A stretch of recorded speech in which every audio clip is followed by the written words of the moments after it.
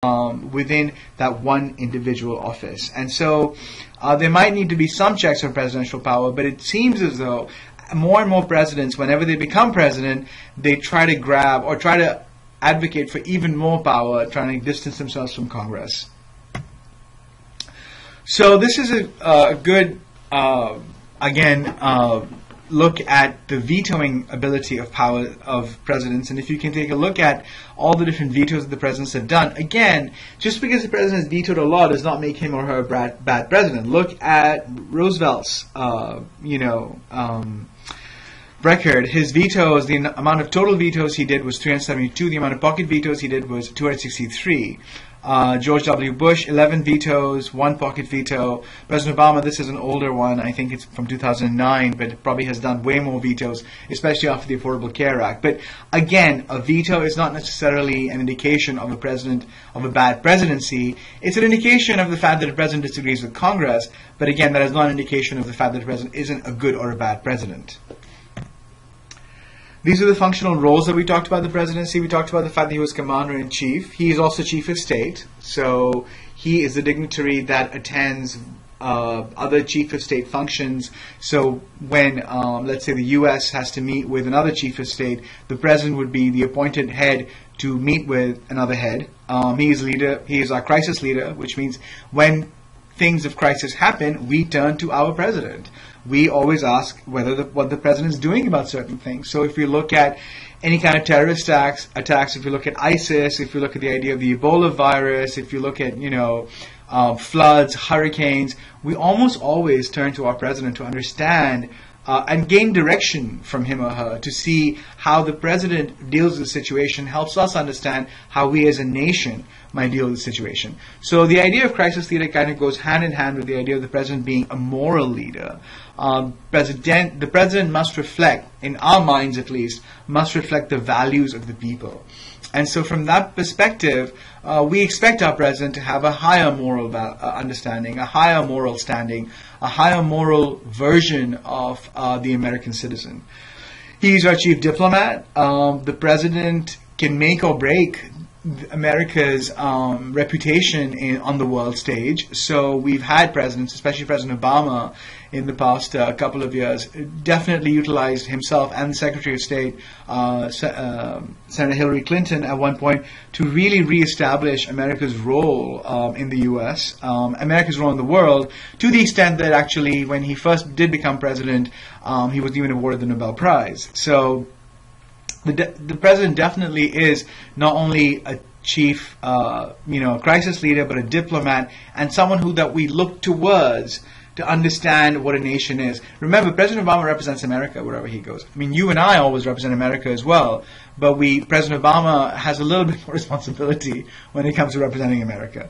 He is a manager of prosperity. Again, when we are in a recession or when we are not doing so well, the first thing we do is look at our president and say, what's going on? Why are we not doing so well? What are the policies that you have implemented that are making us less prosperous? So the president has so many more roles that he or she fulfills in addition to the roles that have been accorded to him by, legislature. The number of executive orders, kind of interesting. This 13,000 number just goes to show you how many, not the, the second column. The second column is the number of executive orders that each president has issued, and the third column are the numbers of the executive order.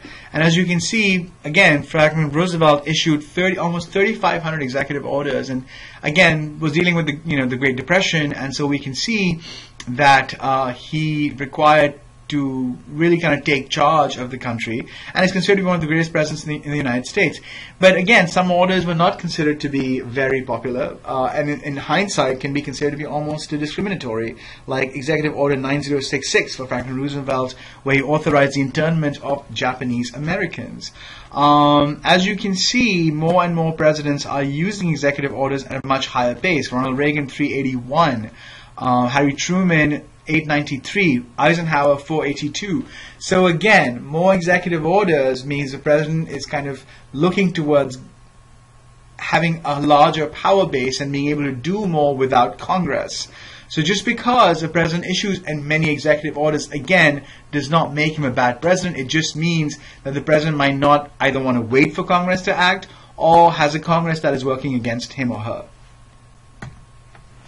Okay, how do we look at executive power? Well, there are two ways. One is the constructionist view and one is the stewardship view.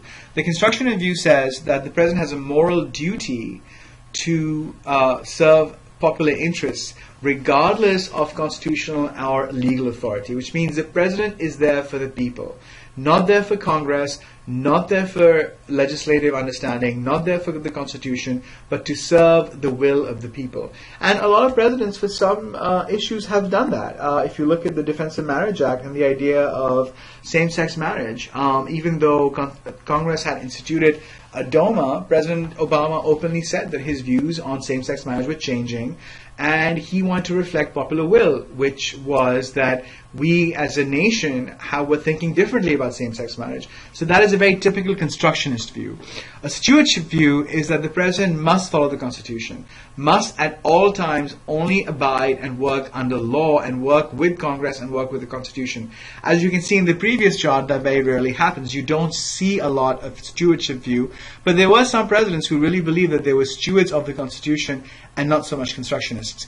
I feel that when you hire someone with such a high charismatic leadership ability, it is rare to get someone who would be more stewardship and less constructionist. You're probably going to get more constructionist and less steward-like. Beyond the Constitution, again, the idea of the president becoming his or her character becoming an issue. Recently, the presidential race now for 2016 has started to heat up, and one of the issues that has come up is Hillary Clinton looks to be someone who might be in the running for becoming the first female president, and her character is up for grabs. People wonder, because she's a woman and because she's a grandmother, does a grandmother have the ability to run a nation? So again, we see here that the president's life and understanding of the president's character and understanding of their power really moves beyond just what they can do, but them becoming kind of a moral understanding or a moral symbol, if you will, for the country.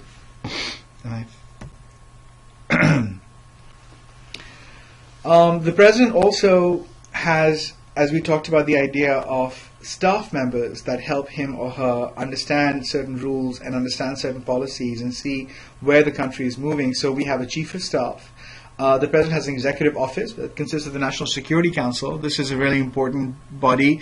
This body was the one that authorized the attack on Osama bin Laden and actually went ahead and managed to execute him.